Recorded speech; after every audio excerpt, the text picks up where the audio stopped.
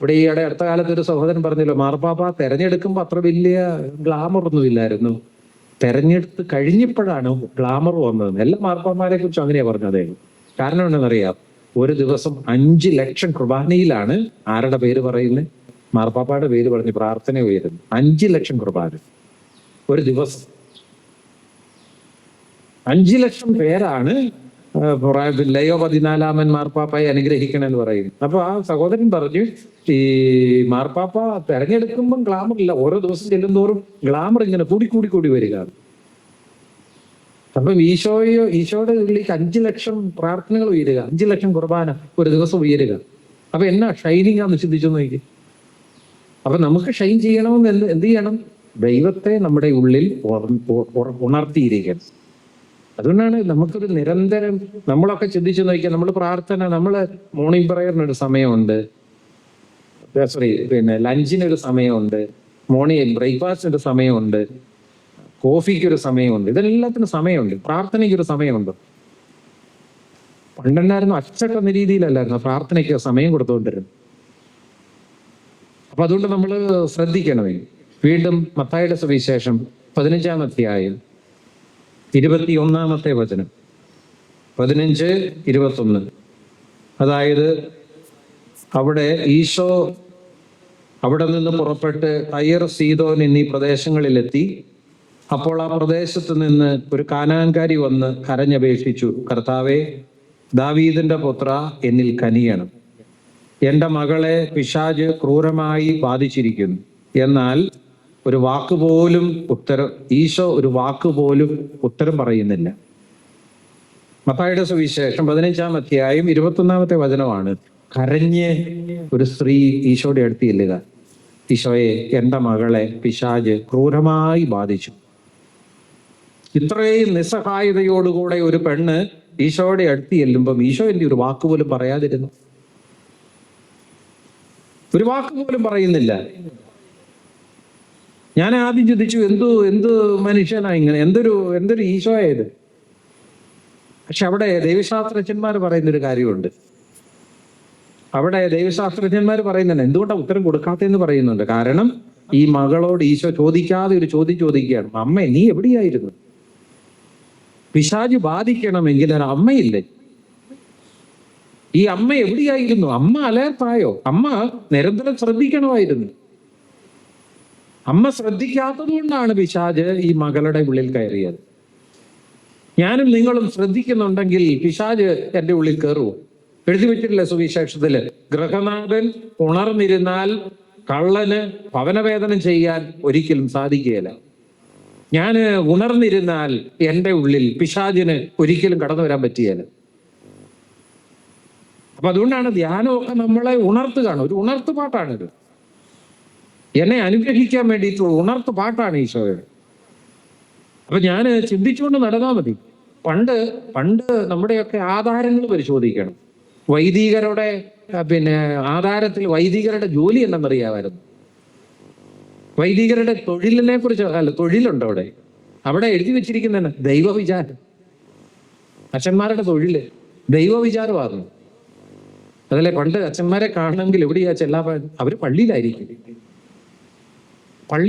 കാലഘട്ടം മാറി, സ്ത്രീയിലൊക്കെ മാറി. ഇന്ന് ദൈവവിചാരത്തിന് സമയമില്ലാതായത്. അപ്പൊ ജോലി പോലും എന്തായിരുന്നു പണ്ട്? ദൈവവിചാരം എന്ന് പറഞ്ഞാൽ ഈ ദൈവത്തെ ഓർത്തുകൊണ്ട് എപ്പോഴും ദൈവസന്നിധി എന്ന് പ്രാർത്ഥിച്ചുകൊണ്ടിരിക്കുക. അതായിരുന്നു പ്രധാനപ്പെട്ടത്. മോശ തന്നെ ഒരിക്കല് ആൾക്കാർ ഇങ്ങനെ കൂടി ആദിമസഭയില്. അപ്പൊ മോശ തന്നെ പറയുന്നില്ലേ, മോശ പറഞ്ഞത് എന്താ? ശിഷ്യന്മാര് പറഞ്ഞത് എന്താ? മോശയല്ല, ശിഷ്യന്മാര്. അപ്പോസ്തല പ്രവർത്തനങ്ങൾ, ഞങ്ങള് ഈ ഫുഡ് വിതരണത്തിൽ ഞങ്ങൾ നിന്നാ ശരിയാക്കിയല്ല, അത് ഒരു ഡീക്കന്മാരെ ഏൽപ്പിച്ചു, ഞങ്ങൾ സുവിശേഷ പ്രഘോഷണത്തിന് പോവുക. ഇതെല്ലാം മിക്സ് ആക്കിയത്. സുവിശേഷ പ്രഘോഷണത്തിനായിട്ട് തെരഞ്ഞെടുത്തവർ എന്ത് ചെയ്യണം? അതിനുവേണ്ടി മാത്രമായിട്ട് ജീവിക്കണം. അതാണ് പരമപ്രധാനമായിട്ടുള്ള ദൗത്യം. അതിനിന്ന് മങ്ങലേറ്റു. അതായി പ്രശ്നമല്ല വരുന്നത്. സുവിശേഷ പ്രഘോഷണത്തിന് വേണ്ടി തെരഞ്ഞെടുക്കപ്പെട്ട മനുഷ്യരുണ്ട്, വൈദികരും തെരഞ്ഞെടുക്കപ്പെട്ടവരും അല്ലാണ്ടുള്ളവരും ഒക്കെ ഉണ്ട്. അപ്പൊ അതുകൊണ്ട് ആദിമസഭയിൽ പ്രശ്നം ഉണ്ടായി. വിധവകളെ അവഗണിക്കുന്നു, രണ്ടും കൂടെ ചെയ്യാൻ പറ്റിയാല. അപ്പം അവര് മൂപ്പന്മാര് വന്ന് പറഞ്ഞു, നിങ്ങള് വിശേഷ പ്രഘോഷണം നടത്തുക, നമുക്ക് ഡീക്കന്മാരെ ഏൽപ്പിച്ച് സഭയില് ഈ ഭക്ഷണ വിതരണമൊക്കെ നടക്കട്ടെ. രണ്ടും സെപ്പറേറ്റ് ചെയ്യേണ്ട കാലഘട്ടമായി. ഇന്ന് അതിനൊന്നും വലിയ പ്രാധാന്യം കൊടുക്കാതെ വന്നപ്പോഴാണ് ഈ പ്രശ്നം എല്ലാം ഉണ്ടാകുന്നത്. അപ്പൊ അതുകൊണ്ട് നമ്മൾ ജാഗ്രതയോടുകൂടെ ഓർക്കേണ്ടതല്ല, നമ്മുടെ ഉള്ളിലെ നന്മകൾ പടിയിറങ്ങുന്നുണ്ടോ. ഇന്ന് ചിലര് പറയല്ലേ, ഇങ്ങനെ അല്ലായിരുന്നല്ലോ ഈ ചേട്ടൻ, പണ്ട് ഈ ചേട്ടൻ ഇങ്ങനെ അല്ലായിരുന്നു, പണ്ട് ബാങ്കിലൊക്കെ ചെന്ന് കഴിഞ്ഞാൽ എന്നാ കൃത്യമായിട്ടായിരുന്നു ഇടപെടുന്നത്. പലയിടത്തും ഇന്ന് മങ്ങലേറ്റിട്ടില്ലേ. നമുക്കിന്ന് പുനരുജ്ജീവിപ്പിക്കാൻ പറ്റിയല്ല, പക്ഷേ നമ്മുടെ ഉള്ളിലെ ദൈവസാന്നിധ്യത്തിന് മങ്ങലേൽക്കാതെ ജീവിക്കാൻ പറ്റും. നമ്മുടെ ഉള്ളിലെ വെളിച്ചം നഷ്ടപ്പെടാതിരിക്കാൻ വേണ്ടിയിട്ട് നമ്മൾ പരിശ്രമിക്കുക. എൻ്റെ ഉള്ളിലൊരു വെളിച്ചമുണ്ടെന്നേ ഞാനിങ്ങനെ ചിന്തിക്കുകയാണ്. നമ്മുടെ ജീവിതം എന്ന് പറഞ്ഞാൽ എന്താ? ദൈവം കത്തിച്ചു വെച്ച വിളക്കാണ് നമ്മുടെ ജീവിതം. ദൈവം കത്തിച്ചു വെച്ച വിളക്കാണ് ജീവിതം.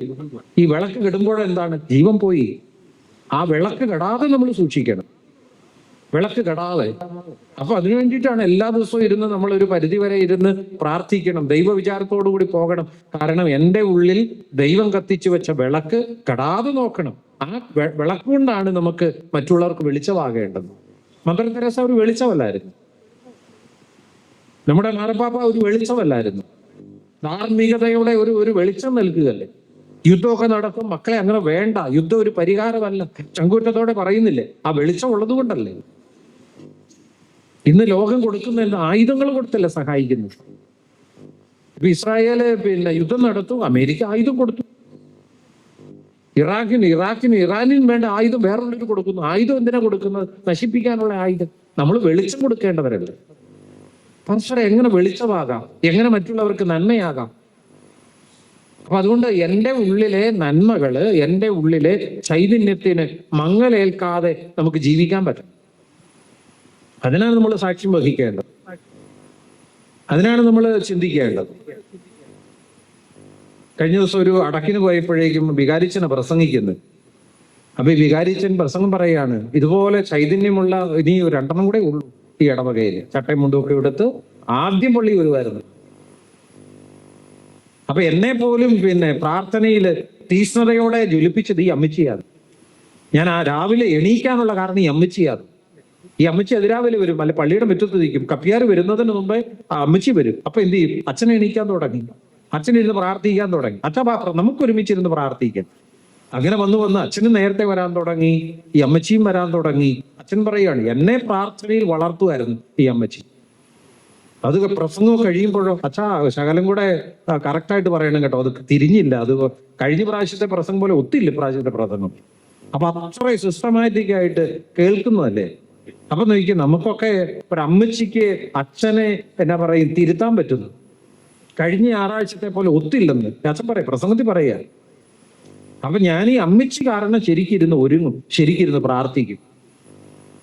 അപ്പൊ നമ്മുടെ ഉള്ളിലെ നന്മകൾ കെട്ടുപോകാതെ നോക്കണം. എൻ്റെ ഉള്ളിൽ നന്മകൾ ഉണ്ടെങ്കിൽ മറ്റുള്ളവർക്ക് നമുക്ക് പ്രചോദിപ്പിക്കാൻ പറ്റും. നമ്മുടെ അപ്പന്റെ നന്മകളെ മറ്റു മക്കൾക്ക് പ്രചോദിപ്പിക്കാൻ പറ്റണം. അല്ലെങ്കിൽ താളം തെറ്റി. അതുകൊണ്ടാണ് ഈ പ്രശ്നം വരുന്നത്. എപ്പോഴാണ്? ദൈവസാന്നിധ്യത്തിന് മങ്ങലേറ്റു. അപ്പൊ ഒന്നിനും ഒരു താല്പര്യമില്ലാത്ത കാലം വരും. പ്രാർത്ഥനയ്ക്ക് താല്പര്യമില്ലാത്ത കാലം കുറെ കഴിയുമ്പോൾ. ചിന്തിച്ചു നോക്കിക്കേ, കുറെ നാൾ കുമ്പസാരിക്കാതിരുന്ന് നോക്കിക്കേ, പിന്നെ നമുക്ക് തോന്നിയേല. കുറെ ദിവസങ്ങൾ പള്ളി പോകാതിരുന്ന് നോക്കിക്കേ, നമുക്ക് പിന്നെ പോകാൻ തോന്നിയേല. ഈ വിശ്വാസമൊക്കെ വളരണമെന്നുണ്ടെങ്കിൽ ഡെയിലി അതിൻ്റെ ഒരു പ്രാക്ടീസ് വേണമെന്നേ. സാധിക്കുന്ന ദിവസങ്ങളിലൊക്കെ പള്ളിയിൽ പോവുക, സാധിക്കുന്ന ദിവസങ്ങളിലൊക്കെ കുമ്പസാരിക്കുക. അങ്ങനെ റെഗുലർ ആകുമ്പോഴാണ് നമുക്ക് ഈ ശുദ്ധീകരണം നടക്കുക, നമ്മുടെ വെളിച്ചം കെടാതിരിക്കുക, നമ്മുടെ ചൈതന്യം കെട്ടുപോകാതിരിക്കാനായിട്ട് സാധിക്കുക. വീണ്ടും വെളിപാടിന്റെ പുസ്തകം 3-ാം അധ്യായം, വെളിപാട് 3. അവിടെ സാർദീസിലെ സഭയിലെ ദൂതൻ എഴുതുന്നു, ദൈവത്തിന്റെ സപ്താത്മാക്കളും സപ്തതാരങ്ങളും ഉള്ളവൻ പറയുന്നു, നിന്റെ ചെയ്തികൾ ഞാൻ അറിയുന്നു. ജീവിച്ചിരിക്കുന്നവൻ എന്നാണ് നിന്നെക്കുറിച്ച് പറയുന്നത്, പക്ഷെ നീ മൃതനാണ്.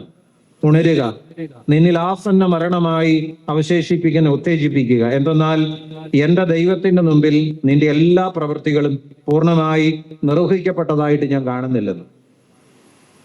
അപ്പൊ ആരോ നമ്മളെ വാച്ച് ചെയ്യുന്നുണ്ട്. ഇപ്പൊ എല്ലാ കടകളിലൊക്കെ ചെന്നാൽ പോരെ, നിങ്ങൾ നിരീക്ഷണത്തിലാണ്. അത് കാരണമല്ലേ നമ്മൾ ശ്രദ്ധിക്കുന്നത്. പക്ഷെ നൂറ്റാണ്ടുകൾക്ക് മുമ്പ് ദൈവം ഒരു സെന്റൻസ് എഴുതി വെച്ചിട്ടുണ്ടായിരുന്നല്ലോ, 139 സങ്കീർത്തനത്തിൽ, എല്ലാം കാണുന്ന ദൈവം.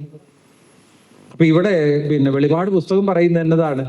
നീ നിരീക്ഷണത്തിലാണ്, നിന്റെ എല്ലാ പ്രവൃത്തികളും ഞാൻ അറിയുന്നു, നിന്റെ എല്ലാ പ്രവൃത്തികളും ഞാൻ അറിയും. ജീവിച്ചിരിക്കുന്നവൻ എന്നാണ് നിന്നെ കുറിച്ച് നീ പറയുന്നത്, പക്ഷെ നീ മൃതനാണ്. ഉണരുക, നിന്നിൽ ആസന്ന മരണമായി അവശേഷിപ്പിക്കുന്നതിനെ ഉത്തേജിപ്പിക്കുക. എന്തെന്നാൽ ദൈവത്തിന്റെ മുൻപിൽ നിന്റെ പ്രവൃത്തികൾ പൂർണ്ണമായും നിർവഹിക്കപ്പെട്ടതായിട്ട് കാണുന്നില്ല. മനുഷ്യന്റെ മുമ്പിലെ പ്രവൃത്തിയല്ല പറയുക, ദൈവത്തിന്റെ മുമ്പിൽ. അപ്പൊ ദൈവം സൂക്ഷിച്ച് വീക്ഷിക്കുന്നുണ്ടെന്ന് നമ്മളെയൊക്കെ. അപ്പൊ അതുകൊണ്ട് എന്ത് ചെയ്യണം? നമ്മൾ ജാഗ്രതയോടുകൂടെ ജീവിക്കണം, ജാഗ്രതയോടുകൂടെ ജീവിക്കണം. ഇത് നമ്മൾ എങ്ങോട്ടുള്ള യാത്രയാണ്?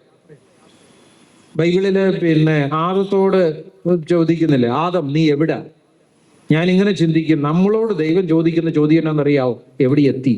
കാരണം നമ്മൾ സ്വർഗത്തിലേക്കുള്ള യാത്രയില്ല. ഓരോ മനുഷ്യനോടും ചോദിക്കുകയല്ലേ, ലേറ്റ് ആകുമ്പോൾ ചോദിക്കുകയല്ലേ. ഇപ്പൊ ഞാൻ വീട്ടിൽ നിന്ന് യാത്രയ്ക്ക് പോവുകയാണ്, എൻ്റെ വീട്ടിൽ എൻ്റെ അമ്മ തന്നെ ഉള്ളൂ, ഇടയ്ക്കിടയ്ക്ക് ചോദിക്കും, എടാ മോനെ എവിടെ എത്തി? സ്വർഗം ഇടയ്ക്കിടയ്ക്ക് ചോദിക്കുന്ന ചോദ്യമാണ്, എവിടെ എത്തി? ആദത്തോടും ഒന്ന് ചോദിക്കുന്നത്, എവിടെ എത്തി? വഴി തെറ്റിയപ്പോൾ ഒളിച്ചിരിക്കേണ്ടതായിട്ട് വന്നു. എവിടെ എത്തി എന്ന് പറയാൻ പറ്റുമോ ആദത്തിന്? അതുകൊണ്ടാണ് ഒളിച്ചിരുന്നതെന്നാണ് എനിക്ക് തോന്നുന്നത്. ഞാനിവിടെ ഒരു മരത്തിന് മറവില് ഒളിച്ചിരിക്കുക എന്ന് എങ്ങനെയാ ആദത്തിന് പറയാൻ പറ്റുന്നത്? കാരണം വഴി മാറി, അവന് തോന്നി വഴി മാറി എന്ന്. അപ്പൊ ദൈവം ഇടയ്ക്കിടയ്ക്ക് നമ്മളോട് ചോദിക്കുന്ന ചോദ്യം എന്താ? എവിടെ എത്തി മോനെ? വയസ്സെത്രയായി കേട്ടോ, ഇനി അധികം ദിവസങ്ങളില്ല. നമ്മളെ ചിലപ്പം പേരൻസ് ഓർമ്മപ്പെടുത്തിയാലേ, പരീക്ഷയാകട്ടോ വരുന്ന ആഴ്ചയില്, ഇത്രയും കിടന്ന് ഉറങ്ങരുത്, ഇന്ന് സിനിമയ്ക്ക് പോകണ്ട, വരുന്ന ആഴ്ച പരീക്ഷയാ. ചിലതിലെ നമ്മളെ തടയും. അപ്പൊ സ്വർഗം നമ്മളോട് പറയുന്ന എന്താണ്? നീ സ്വർഗത്തിലേക്കുള്ള യാത്രയാ, ഇത് വേണ്ട, മദ്യം വേണ്ട നിനക്ക്, ഈ കുറ്റം പറച്ചിൽ നിനക്ക് വേണ്ട, നീ സ്വർഗത്തിലേക്കുള്ള യാത്രയില്ല. അപ്പൊ എവിടെ എത്തി? അതിലെ അബ്രാഹം കൊച്ചിനെ ബലിയർപ്പിക്കാൻ വേണ്ടി പോകുമ്പോൾ തല ഉയർത്തി നോക്കി, ആ സ്ഥലം കണ്ടു, ഉറപ്പാക്കി വഴി തന്നെയാണെന്ന്, വഴി തെറ്റിയില്ലെന്ന്. ഇത് നമ്മൾ വഴിതെറ്റിയ മനുഷ്യരുടെ കഥകളാ കേൾക്കുന്ന മുഴുവൻ. എന്ത് മനുഷ്യരാ വഴിതെറ്റുന്നത്? ചിലരാണെങ്കിൽ തിരിച്ചു വരാനാവാത്ത രീതിയിൽ തെറ്റിപ്പോവുകയും ചെയ്യും. അതുകൊണ്ടാണ് മരണമൊക്കെ പിടികൂടുന്നത്. ഇനി ഒരു തിരുത്താൻ പറ്റിയല്ലെന്ന് ചിലർക്ക്. ആ ലെവലിലെത്തി.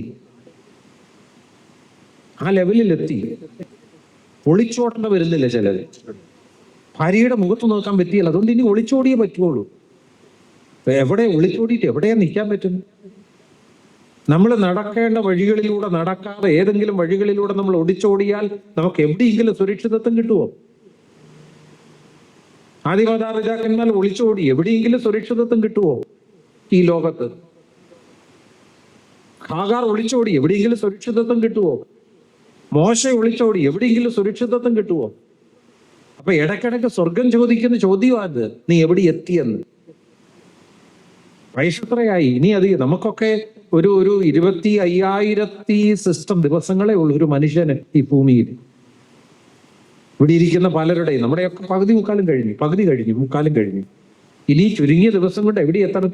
അതിലെ പൗലോസ്ലീഹ പറയുന്നത് ഫിലിപ്പിയരുടെ ലേഖനത്തില്, അതായത് നിങ്ങളുടെ പൗരത്വം സ്വർഗത്തിലാണ്. 3-ാമത്തെ അധ്യായം നിങ്ങളുടെ പൗരത്വം സ്വർഗത്തിലാണ്.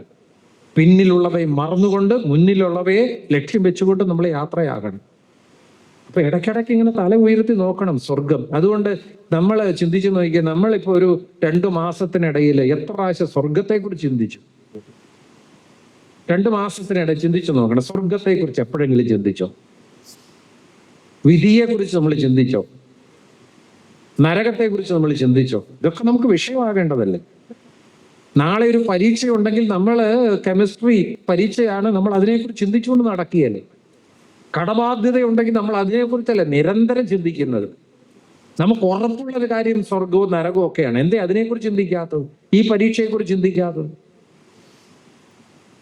അതുകൊണ്ടല്ലേ സുവിശേഷത്തിൽ പറയുന്നത് മനുഷ്യൻ അന്ത്യത്തെക്കുറിച്ച് ചിന്തിക്കണം, അപ്പം പാപം ചെയ്യുന്നത് കുറയും.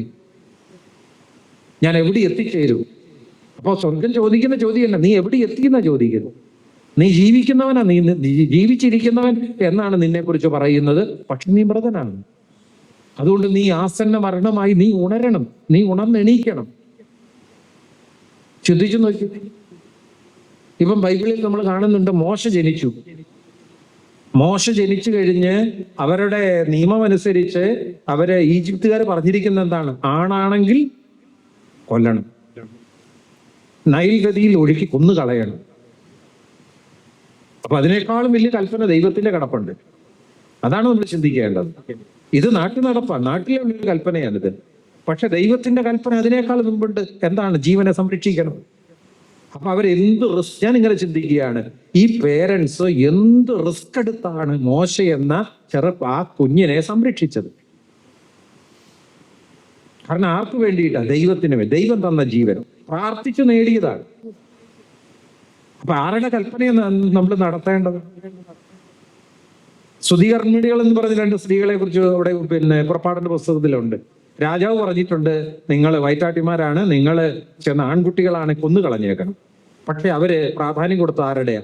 ദൈവത്തിന്റെ നിയമത്തിനാണ് പ്രാധാന്യം കൊടുത്തത്. ഏത് വേദപാഠ ക്ലാസ്സിലാണ് ഇവർ പഠിച്ചത്? അവരൊന്നും ഒരു വേദപാഠ ക്ലാസ്സിലും പോയി പഠിച്ചിട്ടില്ല. നമ്മളൊക്കെയോ 12ാം ക്ലാസ് വരെ വേദപാഠം പഠിച്ചവരാ നമ്മൾ.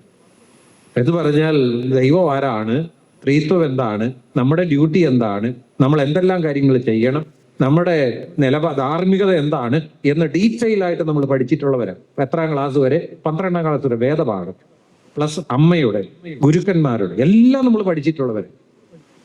പക്ഷെ ഈ സ്തുതികർമ്മീനുകൾ ഏത് ധാർമ്മികത അവർ ഫോളോ ചെയ്തത്?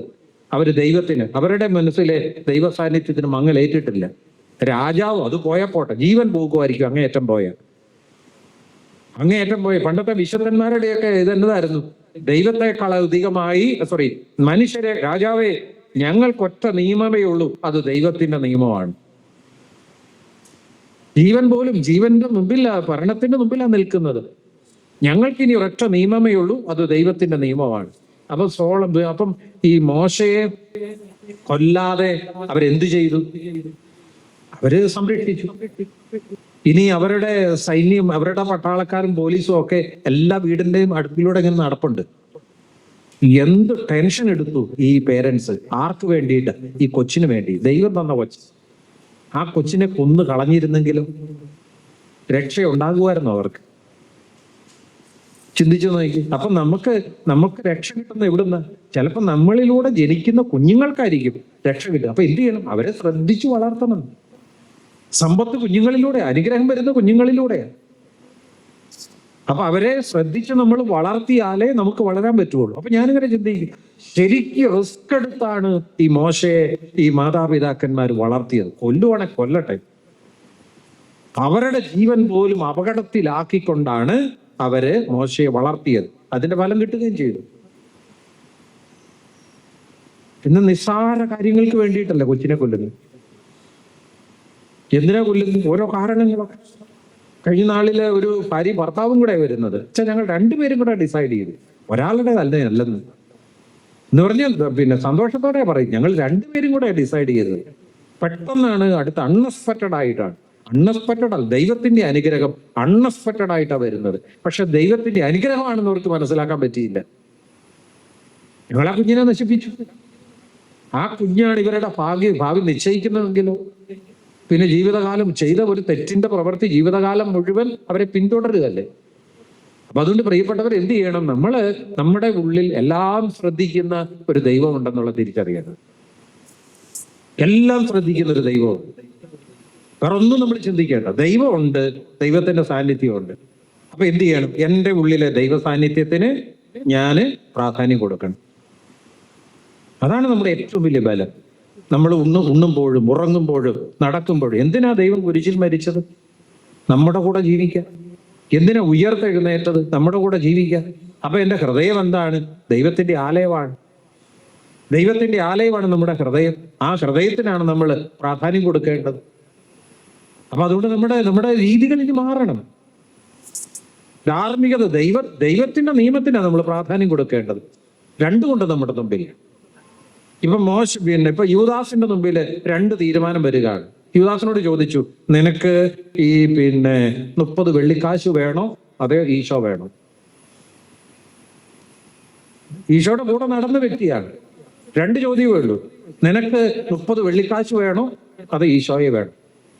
അപ്പൊ യൂദാസ് നോക്കിയപ്പോഴത്തെ 30 വെള്ളിക്കാശ് കിട്ടിയാൽ കാര്യങ്ങളൊക്കെ സ്മൂത്തായിട്ട് പോകും. അത്യാവശ്യം ലോണും വീട്ടി പ്രശ്നങ്ങളൊക്കെ തീർക്കുക. പക്ഷെ അതിന്റെ പിന്നാലെ ഒരു എടുക്കുന്ന ഒരു തീരുമാനം നല്ലതാണോ അത് പിന്നെ മോശപ്പെട്ടതാണോ എന്ന് എങ്ങനെ അറിയുന്നത്? പിന്നാലെ വരുന്ന കാര്യങ്ങളാണ്. തീരുമാനം എടുക്കുമ്പോൾ നമുക്ക് തോന്നിയല്ല, പിന്നാലെ വരുന്ന കാര്യങ്ങളാണ് ജീവിതകാലം മുഴുവൻ നമ്മളെ പിടികൂടുന്നത്. തെറ്റിലേക്ക് പോയ ഒരു പിന്നെ മകള് തെറ്റിലേക്ക് വന്നിറങ്ങി തെറ്റായ സ്നേഹബന്ധത്തിൽ വന്ന് വേറൊരാളെ കല്യാണം കഴിച്ചു, വേറെ ഒരു ഹിന്ദുവിനെ കല്യാണം കഴിക്കുന്നു. അപ്പൊ ഈ മകളായി കഴിഞ്ഞപ്പോഴേക്കും മകളോട് പറയാം, മോളെ എനിക്ക് നിന്നെ ഉപദേശിക്കാനുള്ള അർഹതയൊന്നുമില്ല, പക്ഷേ നീ കല്യാണം കഴിക്കുമ്പോൾ സൂക്ഷിച്ചു വേണം, അമ്മയോട് ചോദിച്ചിട്ട് വേണം. അമ്മ വിറച്ചാ പറയുന്നു, എനിക്ക് ജീവിതകാലം മുഴുവൻ പിടികൂടിക്കൊണ്ടിരിക്കുകയും. അപ്പൊ നമ്മൾ എന്ത് ചെയ്യണം? നമ്മുടെ വഴികൾ തിരിച്ചറിയണം. നമ്മൾ ദൈവത്തിന്റെ നിയമത്തിന് പ്രാധാന്യം കൊടുക്കണം. ദൈവം ജീവിച്ചിരിക്കുന്നു, ദൈവമാണ് നമ്മളെ വിധിക്കുന്നത്, മനുഷ്യനല്ല. മനുഷ്യന്റെ മുമ്പിൽ നിന്ന് തൽക്കാലമേ നമുക്ക് രക്ഷപ്പെടാൻ പറ്റുള്ളൂ. ദൈവത്തിൽ നിന്നാണ് നമുക്ക് പെർമനന്റ് ആയിട്ട് രക്ഷ കിട്ടുക. അതുകൊണ്ട് എന്ത് ചെയ്യണം? ദൈവത്തിന്റെ മകനായി ജീവിക്കാനുള്ള മനസ്സ് നമുക്കുണ്ടാകണം.